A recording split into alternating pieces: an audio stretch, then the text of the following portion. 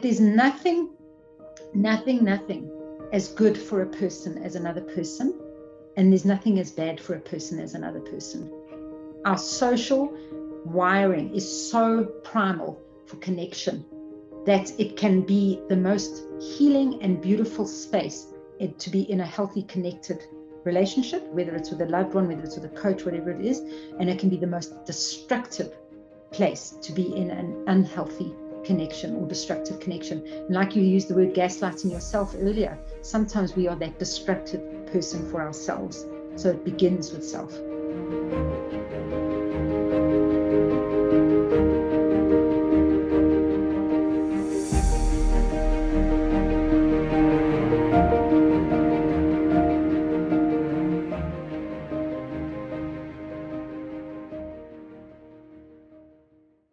Hello, everyone. Welcome. Welcome to tonight's webinar. Let us know in the chat where you're joining from. We'd love to give you a shout out.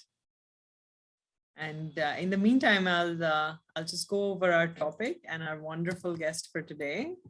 So today we're going to be talking about grief and trauma, specifically navigating grief and trauma from a neuroscientific perspective. All right. Okay. So we have people from Yellow Springs, Ohio. Hello, Joanne. Hi, Dan from San Jose. Prasad from Chennai. Lance from Durban. Asit from Hyderabad. Rahul from Chennai. Wow. Italy, Mumbai. Okay. Colleen, are you seeing this? I'm completely stoked. This is awesome. Yeah. How wonderful. Global community. This is how it is. Our audience and our community is amazing. They are wonderful. They're so engaged in what we're talking about. I'm sure we're going to have an amazing discussion today. Thanks to everyone. We have Pavan from Mumbai, Katie from Houston, Catherine from Kenya. Hi, Catherine. I think we corresponded by email recently. Colombia, Bangalore, Haldwani. Wow, lots of different places. Veronica from the UK. Welcome, everyone. So lovely to have all of you here. We're going to be talking about trauma and grief today, specifically navigating through trauma and grief from a neuroscientific perspective. We have here today Dr. Colleen Lightbody with us, who is an absolute pleasure to talk to. We've interacted a few times, and every time I've just been left with some amazing nuggets to go back and apply into my life. And I'm just so excited to have her here to talk to us. She has a background in neuroscience and many years of coaching experience to kind of help us understand and work with the experiences of trauma and grief in our clients. Hi, Colleen. Welcome. Thank you. What a pleasure to be talking to you again. So lovely to have you. Before we begin, would you like to just tell our community a little bit about yourself? Tell us what your background is. About your experience, and then we can dive right into this. So I think I'm probably going to give you a whole profile bio, but just really say, why am I talking about this subject today? Let's do it. And I think because I'm passionate about everything to do with neuroscience, I'm passionate about everything to do with coaching, but I really feel connected to the subjects of grief and trauma because I haven't been exempt. In fact, there's a lovely quote by David Kessler, who's like one of my go-to people in finding out about grief and trauma. And he says, grief and trauma are both inevitable and optional. Okay, it's inevitable because we're all going to go through the experience at some stage, but it's optional because if you choose not to love, if you choose not to care, then you choose not to grieve and suffer trauma. So I love the kind of paradox of those two concepts. And so I have been through many traumatic and very difficult experiences through my lifetime, which I think is what has drawn me to the field of trauma and grief. So I do work as a grief counselor and a trauma counselor, and I live in Johannesburg, and anyone who knows Johannesburg, we're a city that is rife with crime. So we are seeing some terrible things all the time, never mind what is going on in the world right now. But I also function more as a coach. And I just find it really important for us as coaches, because whether we like it or not, our clients are experiencing grief, our clients are experiencing trauma, never more so than in the last few years. And so I think it's really important for us to understand it. What is our role? How do we manage it? How do we manage ourselves in situations where our clients or ourselves are traumatized or experiencing grief? So that's really why I'm here. That's great. Thank you so much for sharing that. I'm really excited to dive in. And just right before I ask you the first question, I just want to let everyone know that I will be monitoring the chat. You can send in your questions to us, and we'll be more than happy to take them up here as and when we're able to insert them into the flow of the conversation. And maybe we'll keep some for the end, but please do keep them coming. We're here, we're listening.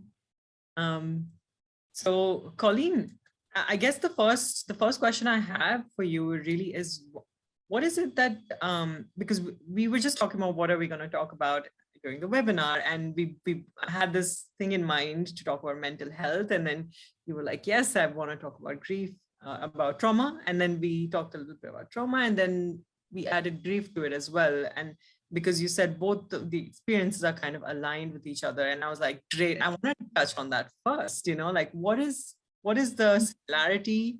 What is the difference? How do you define each of those terms? Maybe we can start there.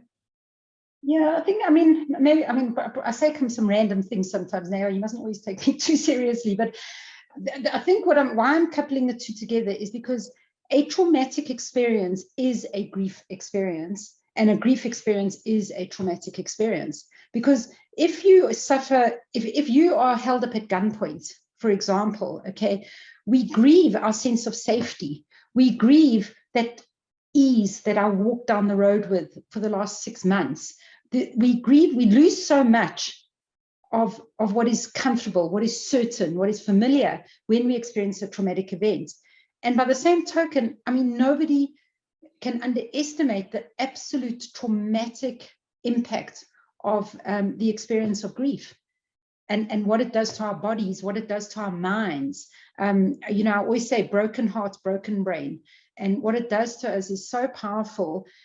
So that's why I think I said we can't uncouple them. They're so linked, and in the experiential perspective, in the psychological perspective, the physiological perspective, we can really almost just talk about them as one aspect together.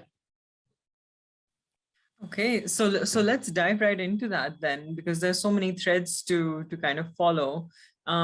Maybe we can start by, and please feel free to direct the flow of the conversation. These are just some ideas that are coming to me, but of course, feel free to, dive right wherever you want to. But I was wondering, how would we identify someone who's going through trauma or grief, and how do we identify it within ourselves? Maybe that's the place to start, like identification of it. Okay, so let me just backpedal, and I missed a word that you said there, but I think you're saying to me, how do we know that either we are experiencing grief or trauma or somebody else is experiencing? Okay, pretty much in your heart and in your gut and in your mind.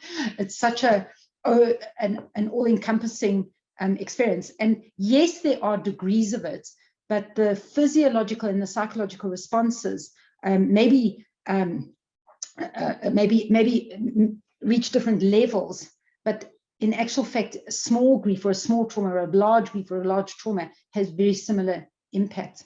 So what's important for us as coaches is to understand that we are not trauma counselors. We are not therapists. We are not grief counselors. We are not grief therapists. However, you're going to have a client come to you who is having these kinds of experiences. And I think what you're saying right now is one of the most important things. We need to be able to recognize it. So I think it's almost a responsibility for us to understand what is the impact. And when we're coaching, what we're listening for with our clients. We're not listening for the words they're saying.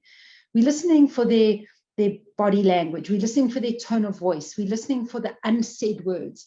We're listening for emotions. We're listening for our own intuition. We're listening in such a holistic way that, and we need to be aware of any signs or signals that this person is not in an okay space. And then we need to be able to make the decision about how do we navigate it or not with this person, because we are not there to fix trauma, and we need to be very, very clear on that. Unless you have got trauma counseling, grief counseling training, extensive training, it's not your role. But how are we going to know it if we don't know the signs and the symptoms, which we can maybe discuss? So it starts with us recognizing, is a person okay or is they not okay? Often they'll articulate it very clearly, or they'll been through a difficult experience, and so it's evident. But sometimes it's not so evident. I mean, I sat with a client the other day, first session with him, and he's talking to me, and everything, as he's talking, I'm going, wait, something's going on here. He wasn't talking about anything traumatic, but he changed first person to third person. He went, a very common symptom of when a person is traumatized is that they don't hold a chronological tail. They jump back and forth. He was talking in the present tense and the past tense. There was, and I suddenly realized, and by the way, he'd actually presented as that he was ADHD and battling to manage the ADHD. But slowly I started to see this is a person that is traumatized because of the kind of the anxiety that he was presenting with, the way he was speaking. So to just recognize what are symptoms of trauma. And by the way, symptoms of trauma are the same symptoms physiologically and experientially that we have when we get a big fright, okay, or a little fright. Okay, say a big box falls off my bookshelf now, okay, and I'm going to go like that. What's going to happen? My heart is going to start racing. I'm going to get a fine layer of sweat on my skin. I can see that sometimes in my clients. My stomach's going to clench. I'm going to start breathing a little bit faster. Okay, I will become distracted. I won't be able to focus. Distraction is an absolutely classic sign. People become hyper vigilant. They're reacting to everything that goes on around them. I'm feeling a little bit like this at the moment with this Ukraine and Russia news that is coming up at us. It's making me hyper vigilant to anything that could possibly go wrong. People become very negative. People become physically hypertensive or hypotensive. They become very flat affect. So, I mean, I'm not giving a lecture on what are the symptoms of trauma, but we just need to be very alert to noticing if something is going on where the client is really not okay. And then going from there, the most important thing for us to do is to not ever invalidate or dismiss what the client is experiencing. Please don't ever go, oh, well, you know what, this is not really my realm. I think you need to see a therapist. Because one of the most important things that needs to happen when a person is traumatized or going through grief is connection and acceptance. People feel alienated when they're going through these experiences. They feel like they're an alien on this planet, that they don't belong. It's that sense of dissociation that we have. So as coaches, you're not going to dismiss it. Neither are you going to get into therapy, okay? You're not there, and neither are you going to go into the traumatic experience because we're not equipped to do that. We're not experienced. We don't have the knowledge to do that. And I'm talking about us as coaches, not people that are trained to do that. But we need to be able to be present for our clients. Just being present is a resource for our clients. To be present and to validate. Okay, you'll probably hear me talking a lot about validation today. To be present, that I'm not going to run away. It's okay. There's something going on. We can reflect that we can see that there's something going on. And we can also reflect that I'm not sure that I'm going to be the best person to navigate it, but how can I help you in this moment? How can I support you? We give our clients agency, and just by being present and giving them agency to decide what is it that they need, already we actually creating an enormous service towards somebody who's going through those kind of experiences. That's a start. That's quite a start, Colleen. Thanks for that. You know, something that that came up for me as you were talking about validation specifically and like being able to identify the signs. I mean, we learn so much about presence in coach training, about listening, about being present, about, you know, making sure you're actually picking up on the signals that aren't just the words. So I'm sure everyone's familiar with that already. What I really wanted to get into was the validation piece of it. Why is validation so important, and what does it have to do with our role as a coach? Sure. This is one of my favorite subjects in the world. I think because I've experienced what most of us have experienced, which is actually most of my life, I've experienced invalidation of my emotional states. It begins in our childhood. It's with our cultures. It's with the way the world is at the moment, is that and one of the reasons is that we invalidate people's emotions is because we don't know how to hold another person's negative emotion, especially if we're an empath, which my condolences if you are. And unfortunately, when you're drawn to coaching, it's usually because you're a bit of an empath, is that you're feeling other people's feelings. And it's so hard. And as coaches, we really need to manage that. But I think we'll go on to that subject. But when we're feeling another person's feelings, we want to fix it. We want that person to be okay. When our child is upset, you know what we do? We say, don't be upset. When our child's angry, we say, don't be angry. We are told from childhood how not to feel our feelings. It's insane, but it's actually, our parents aren't taught to feel their feelings. Okay, so what we do is we invalidate them. My favorite sentence, Neha, as I always say, has anybody ever said to you, don't worry, and all of a sudden worry floats out the window and disappears? Okay, but that's what we're doing all the time. Is we saying to people, don't worry, don't be upset, don't be angry. I mean, as coaches, I know when I started coaching, I would say it's going to be okay. How do you know it's going to be okay? Or my worst one of all time, they're in a better place. Okay, then I really want to say, how do you know? Have you been there to check it out? Okay, it's not a condolence to say, to invalidate a person's emotional state. But it takes a lot of courage, and it takes wisdom for us as coaches, as parents, as friends, to actually be able to be present with another person's very strong emotions at times. But that's part of our core competencies in terms of being able to manage our own emotions and navigate strong emotions that are in our clients without becoming enmeshed in them. Okay, and I'll give you a few tips on how to do this. So human beings are emotional beings. You know, I often have my clients say, oh, I'm sorry, I'm so emotional, or I shouldn't get upset, or I mustn't be angry. And I go, you're welcome to the human race. You know, in fact, human emotions are unbelievably important for our survival. If we had no emotions, if we took the emotional part of your brain away, you would become pathologically indecisive. You wouldn't, now, if you did not have that emotional part of your brain, you wouldn't be able to choose what shirt you wanted to wear today. Okay, because believe it or not, even the men amongst us, whatever they decide to do is actually driven by an emotional impulse. Okay, so emotions drive behavior, and there's no such thing as a bad emotion. There's no such thing. Anger is not bad. If we didn't get angry about apartheid in South Africa, we would not have changed an unjust system. Okay, so there's no sad. Are they going to write on my gravestone? Sad is not bad. It's just sad. But we label emotions as invalid, not okay, I shouldn't have it. And that's kind of where the problem stems from. So as coaches, the first space is to be able to be present with that emotion. Okay, remember, the difference between therapy and coaching is a therapist diagnoses and prescribes and guides. Okay, a coach does not diagnose, does not say, I see you are feeling this, or this is why, or anything, but we reflect, we sit present with, and we give agency to our clients to navigate the process. The expert is the therapist. In the coaching relationship, the client is the expert. Okay, and sometimes, by the way, expertise goes right out the window when people are in a traumatized state, because there's a whole disconnection of our thinking prefrontal cortex, but we'll go into that a bit as well. Okay, so but we're going back to this validation point. So emotions are valid, they're true, they're real, and they can even be useful because they give us information and they drive our behavior.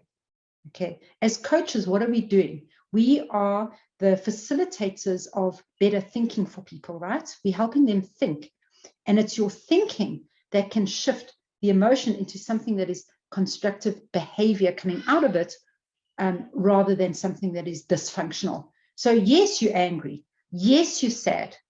And what do we need to do with this? How can I support you to move forward? How would you like to manage this? We give them the agency to be able to navigate those emotions, but we start by validating it. And by the way, if somebody has just had a trauma, has just had a grief, it's not time to say, so how can you make this meaningful and purposeful? How can you find, it's really not time to have that conversation. At some stage, the person will be ready to have that conversation. But while they're stuck in that, the depths of that kind of despair or traumatic experience, we're not going to have that kind of conversation. We're just going to be doing the validation.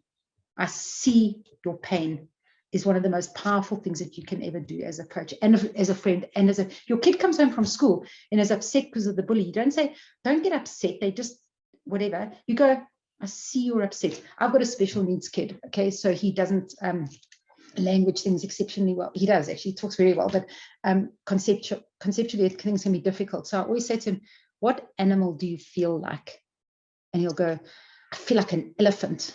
And I'll say, so what does an elephant feel like? He says, all stompy, so use metaphors, but get people, often people just don't have an emotional vocabulary because they've never been allowed to have one. Validation is critical. Yeah, I'm just, it's all kind of clicking into place, some of the conversations I've had recently, both with others and with myself, where I think, especially with myself, where I'm like, oh, something bad happens, or I experience some loss or something. And I just jump right into like, you know what, Neha, this was fine. You're going to look back. You're going to feel better in the future. Like I start gaslighting myself, into thinking like, let's make meaning out of this. It's going to be good. And I definitely wanted to touch on that aspect of like toxic positivity, which is just so like rampant these days, where it's like, everything is about, oh, it's going to be fine. It's going to be better. But there's no data to support that. There's no evidence to support that, but you're saying it anyway. And I know, of course, as coaches, we aren't going to say things like that. But I did see some questions in the chat coming through as to what can you really say? And I put in a couple of answers where it's like, I see your pain, or I see you're upset. So validating the emotion that they are themselves expressing. But in order to say, provide vocabulary to a client, how would we begin to kind of help them shape or help them give some words or, as to what they're feeling?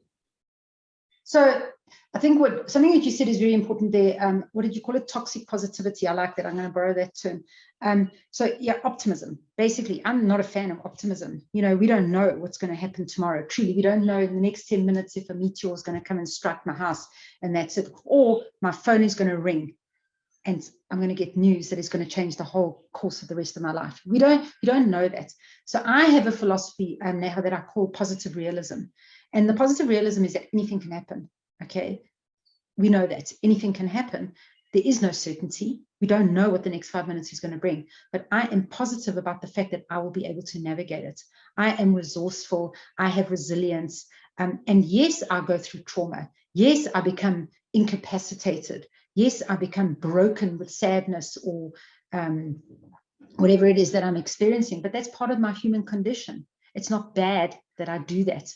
It's okay. So just to be present with what it is that I'm experiencing, that whole Buddhism part of impermanence and acceptance and surrendering to. You've just got to be a little bit careful about this, because please don't use those words to your client who's going through a traumatic experience. But truly, now I'm sure, and I'm sure everybody on this call will know, when have you had your greatest learning experiences? What have been your greatest lessons that you've ever had in your life? It hasn't been the time when you're on the beach having a whale of a time, excuse the pun. That's me at the moment. It's when we are suffering that we learn and grow, or we don't, but we have the choice to. Okay, that's the positive realism. We learn and grow in those dark places. Now, again, don't say to your client, this is a time of spiritual wisdom, methinks, or it's an opportunity for you to become resourceful and resilient. Please don't do that, because that's invalidation, okay? But when a client is ready to move forward, then we can speak about this. What is the sacred wisdom that has come from this experience? When you look back at what you've gone through with this experience, what have you learned? What character have you grown in yourself? That is now coaching when a person is ready to move forward. can't remember your question now. It's gone out of my head. You said people were asking for words that we can use. Mm-hmm. Yeah, I mean, it's about how what do we do as coaches? We allow people to step into choice. We give people agency. We empower people. That's what we're doing. So there's nothing more disempowering than a grief or traumatic experience. It completely takes all our power away. What that person who's in that grief or traumatic experience needs is, and I'm putting inverted commas, a therapeutic holding. Okay, they need the expert. They need compassion. They need care. They need to be looked after. That it's like I always say it's like a broken bone. What do you do when you break your arm? Okay, you don't flap it around and say, fix yourself, broken arm. Why are you feeling broken like this? You put it in a plaster cast. Okay, you hold that plaster cast against your body and you put it in a sling and you wait for it to heal. Okay, so don't be the coach that helps the client flap their arm around. Okay, allow them to find the resources to put their arm in the sling and allow it to heal. And guess what, Neha? The most amazing thing happens. That broken bone heals stronger than it was before it was broken, if it's cared for properly. Okay, so there's care, there's compassion, there's nurturing, there's the time to just allow people to be in the experience. And then our role as a coach, if the client wishes to, is to find some kind of meaning and purpose and navigate their way into a new identity. Because that's another thing with trauma and grief. It completely shifts our identity. Who am I in the world now that I don't have a husband, or now that I don't have that job? Because remember, grief and trauma, it's not necessarily death. It can be bereavement. It can be the loss of a pet. It can be infertility. It can be infidelity. All of these things can create that traumatic experience. And remember always, if you want to know, is this a coachable situation? Is this person ready for coaching? You ask them. You say, do you want to help think this through to find some kind of purpose and way forward? Or do you just need care and just to be where you are right now? You ask them. People are wise. They know what they need. That is so wise, Colleen. Just asking the question. That was going to be my next question. How do we identify when they're ready to, start creating meaning out of it or start to heal from it, as opposed to, just needing that kind of emotional triage in the moment. So, but I think that's a really great point of just asking the client. It seems to come up so often when a lot of the questions that I have, the answer is just ask the client, and one would never think to ask, but this is amazing. This is wonderful. So say the client does feel ready and they talk about it, because I think, what's funny is that we never gave an introduction to what grief is and what trauma is really, but I don't think we need to. It's such a human experience. I think everybody understands it. Everybody resonates with the words, and they probably have felt it or are feeling it at the moment. I think we all are feeling some little magnitude of it, if not a lot. And I guess it's just, how do we begin to move towards healing? And how do I know if I ask myself, do I just need some care right now, or do I want to move forward? I don't know the answer, so what is it? Which is it? I would articulate the space for my client to be able to answer that for themselves, to find the wisdom. I'd say, Neha, what does your soul need right now? What does your body need? What does your mind need? I'd help you to identify it, because that's empowering in itself. And to be able to express that need, a safe space where you can articulate, what is it that I truly need now? Do I need to find meaning and purpose and move forward? Or actually, do I need to rest and care and be self-compassionate? Because self-compassion is a thing, by the way. And, well, I hope everybody knows. But yes, don't forget as well, I'm just trying to also link it always back to coaching, is that as coaches, we can also experience secondary traumatization. We can experience vicarious traumatization. We can experience that counter-transference, that we can experience burnout, compassion fatigue, toxic empathy. All of these kind of things can also be something that then occurs with us, because we're human beings, because we are mostly, I think, as coaches, we are empaths. So we also need to self-care as well. So it begins with ourselves as well, like having boundaries with our clients, like being able to allow my clients I mean, you know, not everybody wants to work in the areas of grief and trauma. It can be unbelievably difficult. But I know when I'm sitting with somebody who is in the depth of despair and the depths of grief, I know that it's not my role to rescue them. It's their life journey. It's their experience. It doesn't make it good or bad or right or wrong. It just is. And so therefore, I'm not taking it on and experiencing their pain for them, because that would be disrespectful. Neither am I swooping in with my great superhero cape to say, don't worry, I'll look after you and fix all of this, because it's their experience and their life path, their karma, their whatever it is that you want to call it.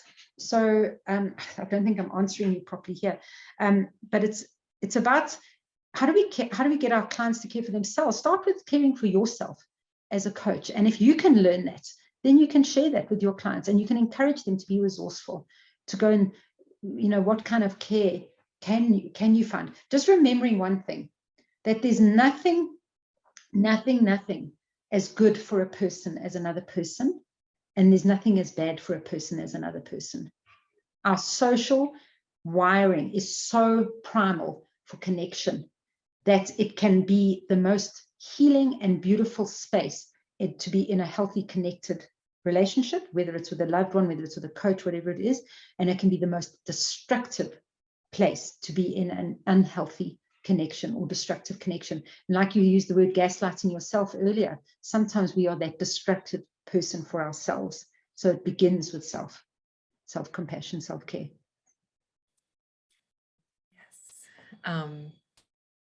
Self-empathy also, someone has mentioned in the chat, self-empathy is absolutely key in the journey of trauma. And yes, Mahesh also mentions broken bolts heal stronger than before.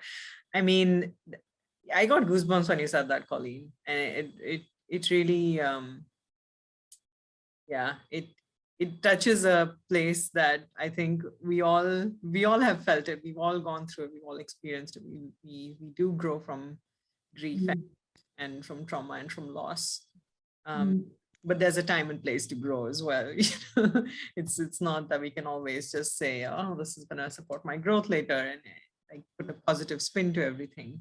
When we talk about validation of emotions, do we have like people talk about the core emotions a lot, like the 5 core emotions or 6 core emotions? Is there a framework that could be useful here where we maybe bring things back to a core emotion and then allow the client kind of work through that? Or especially when people don't have that kind of vocabulary. I've noticed specifically, I'll be a little biased here, but I've noticed specifically in men, because they're not very used to talking about emotions and things like that, that they don't really have the vocabulary for it. And a lot of it just goes to like anger or that kind of. So I think, I mean, maybe it's controversial, and every coach has their own style and their own preference with the way of coaching. I am personally, for myself, am not a fan of tools and models and structures and all of those kind of things.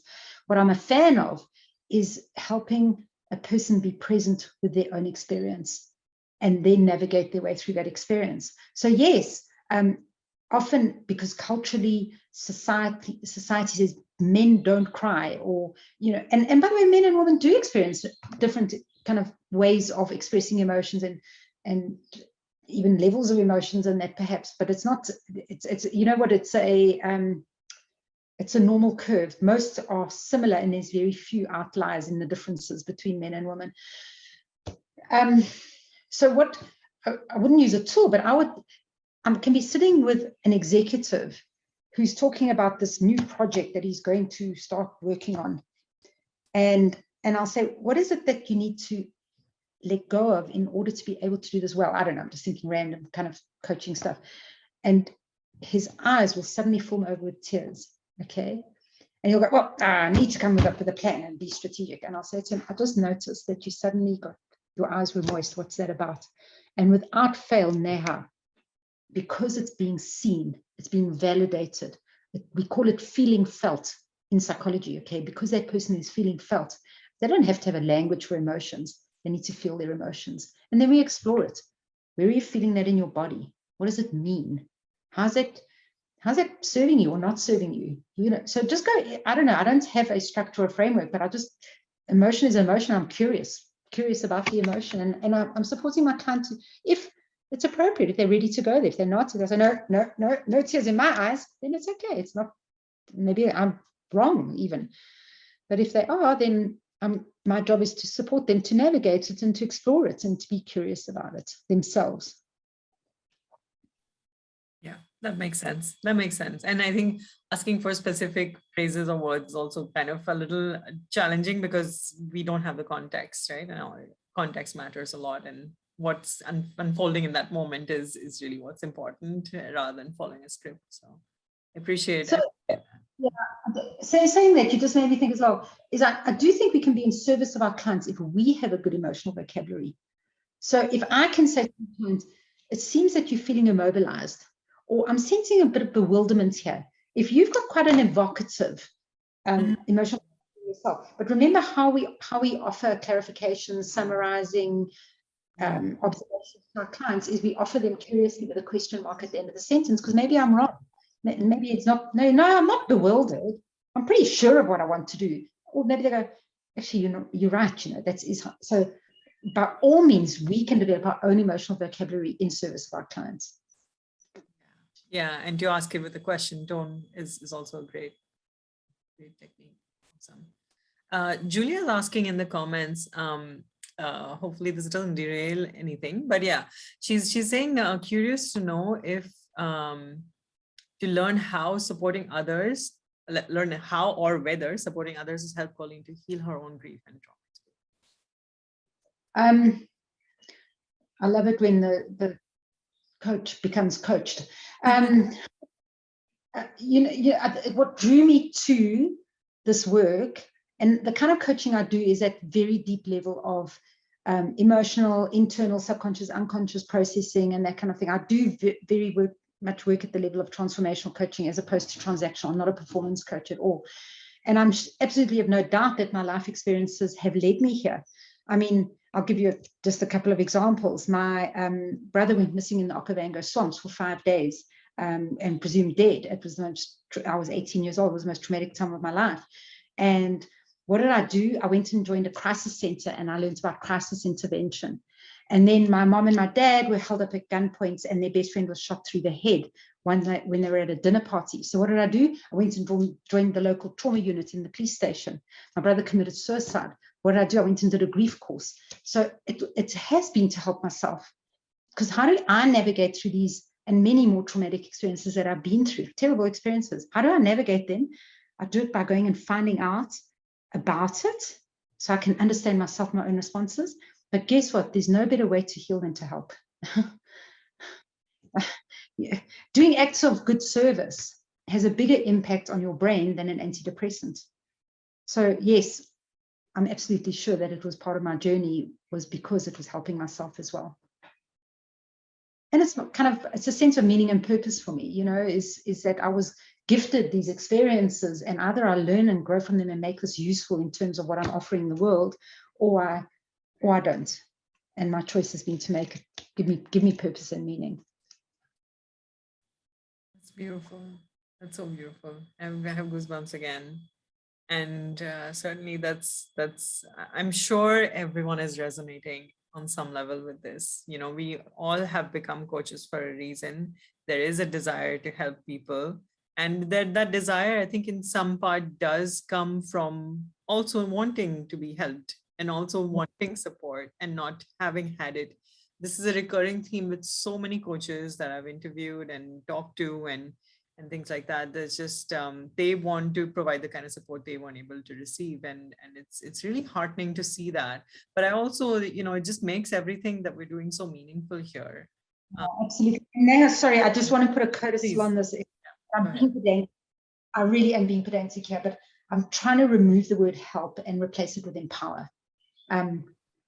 Because I'm not, as somebody commented, the hero that's coming in to swoop and be amazing. Okay. But I am there to be the anchor and to create the sacred space for somebody to navigate their own journey through whatever it is that they're experiencing.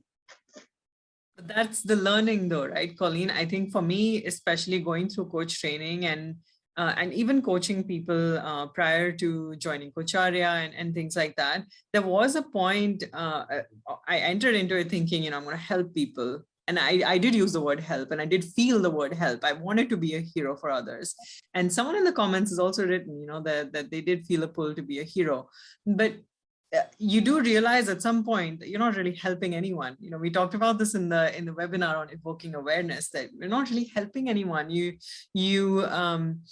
When you someone, when you just give them the answer, you also take away their own agency to make decisions, their own way of, like, you know, coming to the answer, and then getting the pride and the self-esteem and the growth that happens through that process of coming to your own answer. So that is the learning, I think, that you know, certainly I've gone through recently.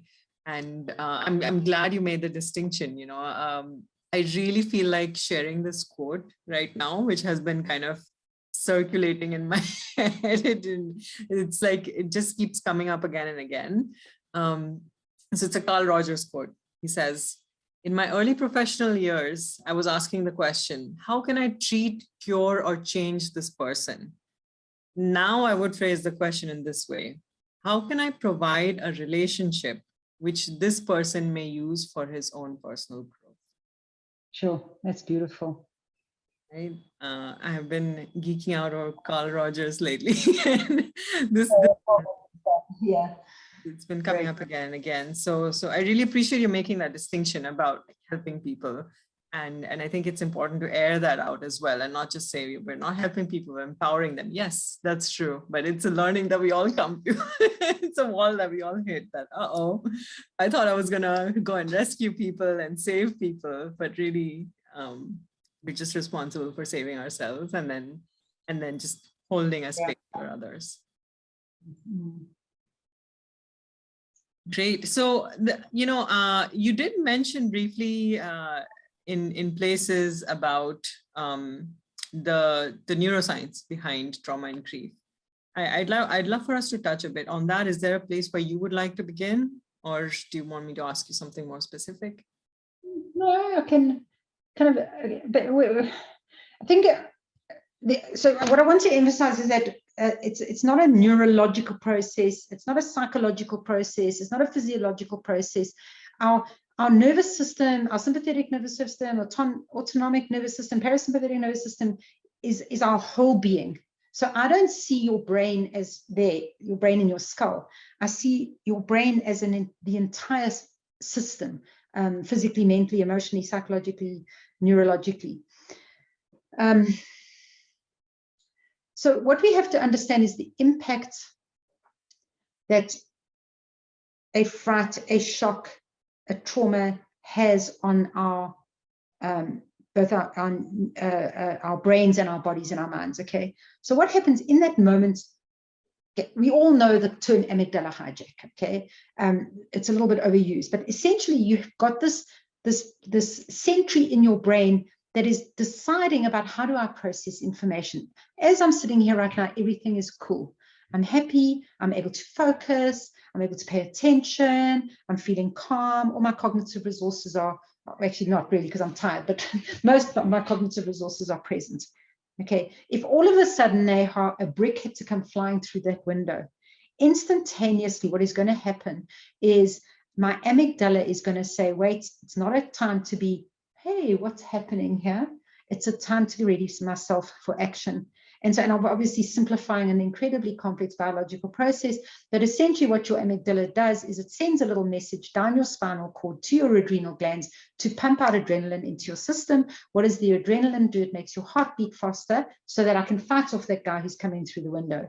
It makes me breathe rapid and shallow so that my muscles can be strong enough that I can run as fast as I can. This whole physiological response is instantaneous in order for me to survive. Okay, everybody knows the fight, flight, freeze response. Okay, that is the response to any trauma. Whenever I say to somebody, what did you do? Because as a trauma counselor, what we do in counseling is we talk through the event.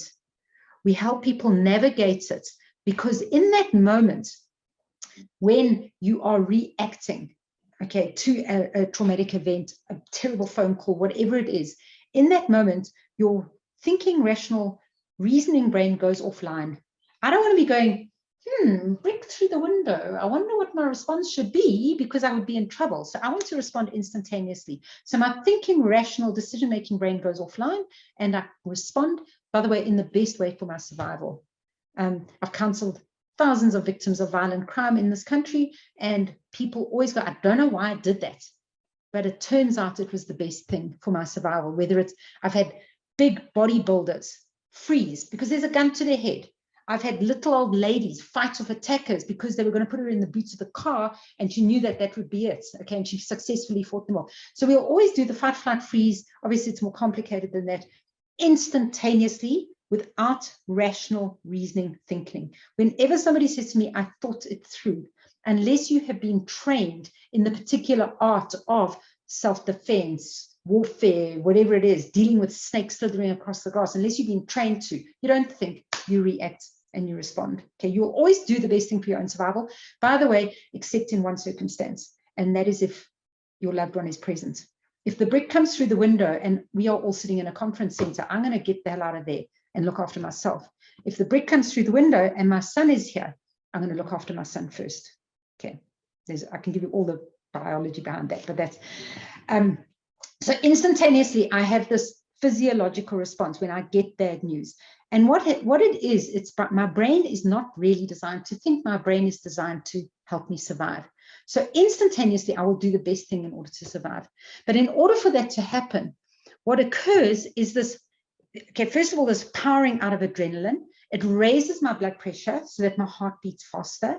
It, the endocrine system, the immune system, the autonomic nervous system, every part of us readies itself to respond to the danger, because my primary goal is to survive. Okay, your immune system drops. It's quite an interesting thing. So people who are stressed, people who've been stressed through COVID and that kind of thing, they get sicker, because I don't need to be fighting with the flu while I'm running away from the attacker. Okay, so your immune system actually drops. It's a very, very interesting process, and it's fantastic for survival. But when we're facing, I call them saber-toothed tigers, day after day after day, like we have been for the last 2 years, our physiological system cannot handle it. Not only that, but what happens, the blood pressure being raised, the immune system being dropped, the cortisol levels, because cortisol is being pumped out as adrenaline is being pumped out. And what is cortisol? Your stress neurochemical. And basically, we have something in our bodies, it's called an allostatic load, which is like our sort of level of health of our body. Your allostatic load gets lower and lower and lower and lower, and you become vulnerable. Not only physically, people become ill, psychologically, people become unable to handle the slightest thing that goes wrong. Because why? We're in the state of not wise, centered, grounded reaction, responsiveness. We're in reactivity. Okay, and it's great when I need to survive. It's not great when we are facing COVID, Russia, have I got a job, loss of a loved one. It's too much for our bodies to sustain. I always say we were facing one saber-toothed tiger a year when this brain of ours was wandering around the savannah. Now I've got the same brain suffering COVID, saber-toothed tiger attacks day after day after day. And remember, by the way, remember I said about social, there's nothing as good for a person as another person, there's nothing as bad for a person as another person. Social media. We are suffering social media attacks permanently, day in and day out. And people are traumatized as a result of just listening to what's going on Facebook. Never mind the news, etc. So yeah, neurochemistry, neurobiology. Another thing to remember as well is neuroplasticity. You know, neuroplasticity is that the brain changes in response to experience, okay? So if I'm using my amygdala constantly, I'm constantly under threat. What's happening is it's growing stronger, thicker, and denser and becoming more reactive. Okay, and that's why we become so much more reactive. Another interesting part of the brain, just to mention, I think is very important with trauma and grief, is the hippocampus. Okay, hippocampus is the seat of long-term memory. Now, what do we have? Thinking, rational reasoning, prefrontal cortex, short-term memory. Hippocampus deep in the middle of our brain, long-term memories, where we store memories. Okay. Now, what happens? Remember, I said your prefrontal cortex, your short-term memory goes offline in a traumatic event. When I'm counseling a group of people that have been through the same traumatic event, okay, every single one of them will tell a different story. Sometimes profoundly different story. Because why? There's no such thing as eyewitness testimony in the courts of law, valid eyewitness testimony, because your prefrontal cortex is offline and you just experience the event. You think that you know what has happened, but in fact, people's stories absolutely can differ quite significantly. And part of the counseling process is to support a group of people or an individual to actually bring that prefrontal cortex back online and try and make sense of the event that happened. But this event has burnt itself into my long-term memory deep in my brain without rational reasoning logic. Okay, and that is why you always remember that phone call for the rest of your life. Whenever it's May the 14th, and suddenly there's that chill in the air, because it's winter in May in South Africa, there's that chill in the air, and I see the blue sky. It takes me right back to the moment when my mom walked into my school and said, your brother is missing in the Okavango swamps. Those memories are there forever, unfortunately, traumatic memories. Why am I telling you this? Because I was telling you about the parts of the brain. So what's happening when we coach people, when we do counseling with people, essentially what you're doing is you're rewiring their memory processes so that they can make sense of it and find ways to make meaning and purpose out of what is really actually a completely insane thing that has happened to them. Okay, so it's about integrating hippocampus, long-term memory, and new decision-making, rational reasoning, purposeful thinking. Yeah, brain. That's kind of a brief run through. Fantastic. So Colleen, I guess the question that's really emerging for me now from what you just said is that essentially our amygdala is in overdrive at the moment, and we're facing the saber-toothed tiger every single day we have been facing for the past 2 years. And I know I, for a fact, feel emotionally drained very frequently. And I would be surprised if a lot of people didn't feel the same, because I know that a lot of people in my peer groups, in my circles, the people that I interact with are also feeling the same way. It's kind of the pulse of the world right now.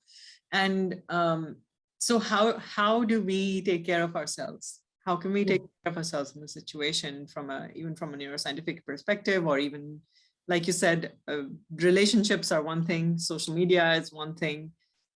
What else can we do? That's a good conversation to have quickly. So what are so as a trauma counselor, okay, we are obviously what we're doing is we're holding the person in the space that they are. We're not trying to work them out of it. Okay, how do you hold a person, put the arm in plaster, put the sling on the arm? We do things that whatever is practical in order to support that person. Definitely relationships come first. What is their societal conditions that can support them, or where can it not support them, and be conscious of that. What kind of relationships can we support them to be resourceful about eliciting, okay, because that's obviously really important. From a physical perspective, really important for people to flush out the toxicity of the adrenaline and the cortisol. So if people you can walk, do breathing exercises, get as much oxygen and blood flow going to try and flush out. Exercise, sometimes if people are really traumatized, the last thing they want to do is go out. But if they can find some kind of way to kind of flush out the system, literally putting cotton wool around yourself, whether that is a hot bath and a candle and beautiful music, whether that is, I don't know, going through beautiful memories and photographs that make you feel good about yourself. Just helping people find their own inner resilience from a physical perspective as well as an emotional perspective, to whatever extent. That is really what we're trying to do. People often, sleep is really affected after a trauma, and sometimes what we'll do is we'll prescribe sleeping medication. I'm not a great fan of it, obviously, but if you need to be held in that circumstance, take whatever it is that's going to help you. Homeopathic medication, therapy, anything that can just support you and care for you. That's what your whole purpose is.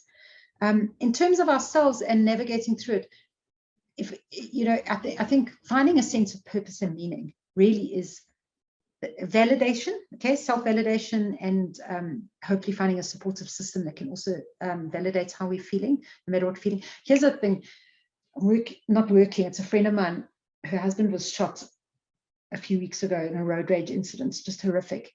And I learned this from David Kessler, who I just love and adore. And he says, don't ask the person how they are. Like, you want, how the hell do you think I am? You know, like, really. He says, how are you today? And that's what I've been doing to her every day. I send him, how is today? How are you at this moment? Because I don't know what, sorry, I just randomly went there. But it's about caring and being cared for, but not invalidated. Okay. Then I said purpose and meaning. The other thing is to help that person find, whether it's not, you can't find, there's no meaning behind the fact that my child died. Do you know what I mean? How the hell do I find meaning in there? But meaningful moments, okay? Like having a little place in my home where I have a candle that burns all the time. Or we lost my husband's best friend to COVID early last year, and we're cyclists, and in our cycling community we do this ride in the cradle of humankind every Saturday, and we've got this tree, and we put a shirt up there, and we put flowers there, and we had a day. We weren't allowed to mix at that time, it was still isolation in it, but we had this tree, and now every Saturday we go past that tree and everybody salutes Ed, you know, and that's Ed's tree. It's a moment of meaning, a moment of purpose. Finding our own sort of why am I on this earth? What is that about? Can be an incredibly resourceful place to navigate difficult experiences. Finding that sense of, you know, what does this mean to me, and who is this making me? Who do I need to become out of this experience? Can also be quite a resourceful place. Not always when a person is in the depth of grief or trauma, but sort of to navigate through it afterwards. That's a few ideas. Those are great ideas. So what I heard, breathing, you know, yes. Breathing, exercising or some kind of physical activity to even stimulate that a little bit more. Going through old photos, going through good memories, positive memories, or things that make you feel good and safe and cared for and loved, perhaps. And finding meaning and purpose. I think what I also heard in there, maybe I'm making this up, but rituals, some kind of ritual that can help with the processing of whatever has happened, whatever has taken place. Maybe even a ritual. Some religions and belief systems have beautiful rituals. I mean, Jewish people sit Shiva and wear black, and having a funeral or a memorial service, and this was what was so taken away from people during COVID. You know, people weren't allowed to gather, and it's been very traumatic to not actually have that moment of being able to eulogize the person that you loved. But definitely, you know, in the African cultures, in Africa, they grieve and they wail and they support each other and they care for each other. Those kind of rituals that they engage in are incredibly supportive to help that person navigate through. Unfortunately, many Western, you know what, I know my friend whose husband was shot now, everyone's left her, everyone's gone, you know. We haven't taught to be able to have these kind of rituals, that it's okay to grieve, it's okay to be together, it's okay to let that person rest while they heal. But the world just says, no, get on with it, you know, sort yourself out. No, we need to allow people to be present with where they are at, whatever their process is. Yeah, and I think, you know, with things like death, still we have rituals around it, but there are things like loss of a job or, you know, divorce, things like that, where we don't have rituals around how do we process those traumas, how do we process those events, which are also incredibly significant life events and can feel on par with that kind of loss as well.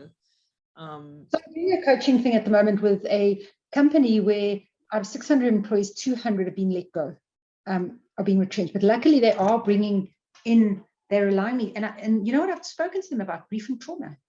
grief and trauma and compassion. So firstly, I'm helping the people navigate those people that are exiting, but also helping those people to understand that what you're experiencing is actually a grief experience.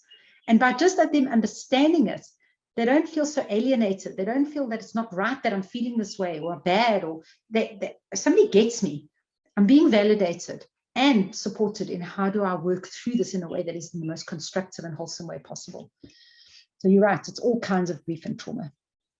Yeah, yeah. And someone says rituals after death help us complete the process of grieving. And, you know, I wonder if it's we've circled back to validation, but is it the fact that rituals help us validate the emotion as well, right? They help us, they give us a space to feel a certain way. Validates an experience as well. Yeah. So how do we, maybe it's a good idea. I'm going to take this away for me to create my own rituals of letting go of, you know, what do I want to let go of right now?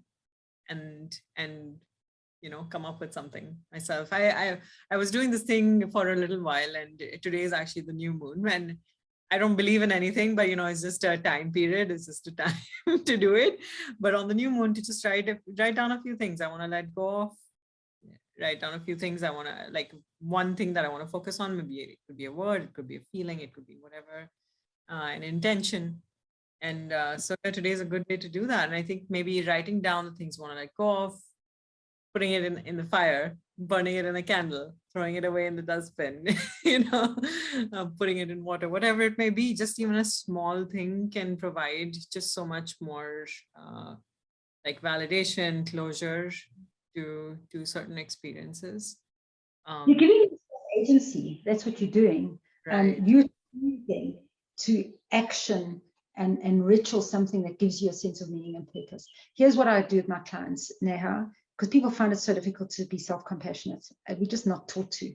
Is I say, put your hand on your heart. Okay, now just feel your heart and just care. And in that moment, people get an experience of self-compassion. And that's our starting point. Just to put our hands on our heart and just to be compassionate in that second, and we taste it. And then we know what it is that we have to do. Not easy.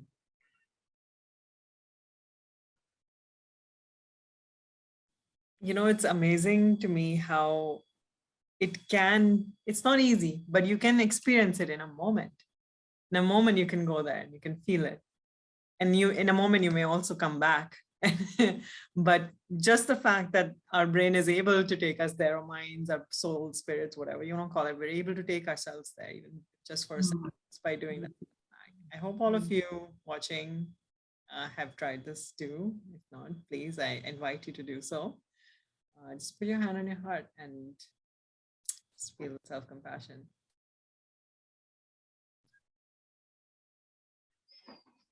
We're just over time right now. But before we go, I really, truly just want to acknowledge everyone who has participated in the comments and sent us questions. I mean, it is, I'm so moved by all of you sharing all the things that you are going through and all the ways in which you are trying to be there for others, going through difficult situations and traumas. I think that's what we need. We need people who are there for each other. We need people to love each other at this time more than any other time, but all the time. That's what we need. And I think it's a great skill for us to cultivate. And the work that we're doing is so important. The fact that all of you show up here week after week is so important. And I want to acknowledge you and commend you for this. Thank you. And thank you, Colleen, for joining us and for helping and for showing us the way, for sharing your experiences with us, and for being so present, for being so passionate about this, for having learned so much that you can share with us. It's been truly moving and beautiful. You can probably see in the comments, they just keep coming. And perhaps we can keep the chat and maybe we'll navigate around those questions at some stage as well, because there were some really and meaningful comments there. I agree. I think we'll have to have you back on, Colleen. soon and continue the discussion at some point. So yeah. Thank you. Thank you, everyone. Have a great morning, evening, night, wherever you are. Have a beautiful day. Bye, Colleen. Bye, everyone.